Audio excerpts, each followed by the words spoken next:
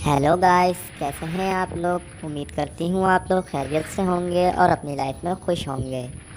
आज मैं आप लोगों के लिए एक नई वीडियो लेकर आई हूँ जिसमें मैं आप लोगों को बताऊँगी कि ऐसी औरत जो हमेशा ठंडी रहती है उसको गर्म कैसे किया जाए।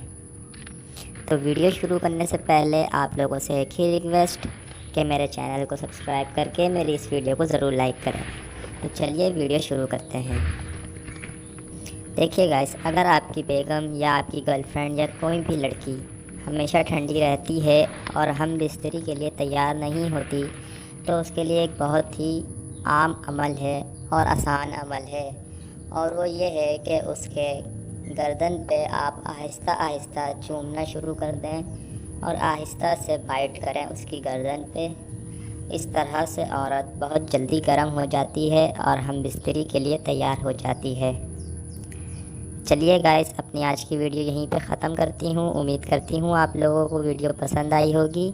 अगर वीडियो पसंद आई है तो मेरे चैनल को सब्सक्राइब करके मेरी इस वीडियो को ज़रूर लाइक करें। शुक्रिया।